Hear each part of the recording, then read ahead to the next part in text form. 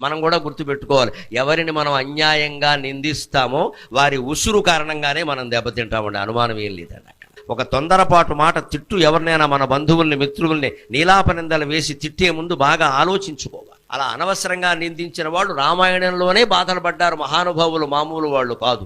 అగ్ని ప్రవేశం అప్పుడు సీతాదేవిని అనేక రకాల మాటలు అన్నాడు రామాయణంలో రాముడు. ఇప్పటికీ దాన్ని విమర్శిస్తారు చాలామంది హేతువాదులు, వాళ్ళు పూర్తిగా చదవక విషయం తెలియక అన్నాడు, అనేక రకాల మాటలు అన్నాడు. భర్తగా నిన్ను కాపాడాను నేను, నీ ఇష్టం వచ్చిన చోటుకి వెళ్ళొచ్చు అన్నాడు. అంతకంటే అవమానం ఉందా? ఆ మాట ఎందుకు రాముడి నోట వచ్చిందో తెలుసా? సీతాదేవి ఇంచుమించు అంత మాటనే లక్ష్మణుని అందమ్మ. గమనించండి, రామాయణం చదవకుండా మాట్లాడకండి. మాయలేడి కోసం ఆయన వెడితే హా సీత హా లక్ష్మణ అని అరిస్తే వెంటనే ఈయన్ని వెళ్ళమంటే నేను వెళ్ళనమ్మా, నీకు తెలియదు ఇది రాక్షస మాయ. వాడు అనేక రకాల మాయలు చేసేవాడు, మిమిక్రీ చేయలేడా? మిమిక్రీ చేసేవాళ్ళు బోళ్ళు మంది ఉన్నారు ఇక్కడ. అలాగే వాడు రాక్షసుడు లేడి వేషంలో వచ్చాడు, ఇప్పుడేమో ధ్వనిని అనుకరించాడు. హా సీత హా లక్ష్మణ అంటున్నాడు. అది మా అన్నగారి గొంతు కాదమ్మా, నా మాట విను అంటే సీతాదేవి ఎంత మాట అందండి.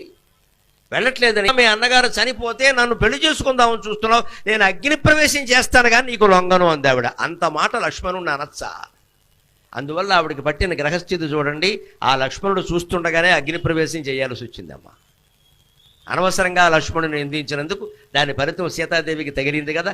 లక్ష్మణుడు కూడా తక్కువవాడు కదా, ఆవేశపరుడు. అసలు వీళ్ళకి రాముడు అన్నగారు కాకపోతే ఆయన చరిత్ర మరో రకంగా ఉండేది. లక్ష్మణుడు తక్కువవాడు కదా, అన్నగారు మంచివాడు, బాగానే ఉంది. భరతుడు అన్నాడు అదే మాట. అయోధ్య నుంచి భరతుడు ప్రత్యేకం రాముడిని తీసుకెళ్ళడం కోసం వస్తే ఆయన సైన్యంతో సహా వచ్చాడు. వస్తుంటే పెద్ద బాజా భజంతులు ఏదో సైన్యం అన్నాక మన డమడమలు అన్నీ ఉంటాయి కదా, చప్పుళ్ళు వినపడితే రాముడు ఏమన్నాడంటే, లక్ష్మణ ఎవరో హడావుడిగా వస్తున్నారు, మహారాజులో ఉంది, సైన్యంతో వస్తున్నాడు, ఎవరో చూడవయ్యా అన్నాడు. పక్కనే ఉండే తాడి చెట్టు ఎక్కాడు లక్ష్మణుడు. చూశాను తెలిసిపోయింది భరతుడని.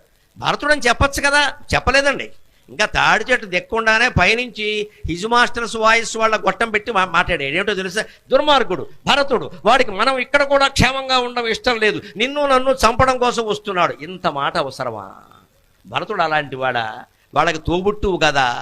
ఆ భరతుణ్ణి అనుమానించి మాట్లాడిన ఫలితం లక్ష్మణుడిని కొట్టేసింది. లక్ష్మణుడిని అనుమానించి మాట్లాడిన ఫలితం సీతాదేవిని కొట్టేసింది.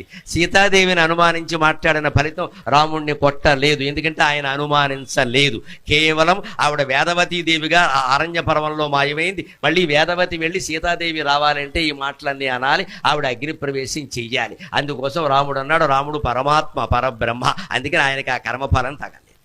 మనం ఒకవేళ ఎవరినైనా అనవలసి వచ్చినా మనస్సులో ఏమీ లేకుండా బయటికి అనాలి కాబట్టి అన్నాం అనుకోండి, దాంట్లో ఇబ్బంది లేదండి. మనస్సులో కక్ష పెట్టుకుని అన్నాం అనుకోండి, అది తగిలేస్తుంది ఖచ్చితంగా. అనడానికి ఇది పెద్ద ఉదాహరణ.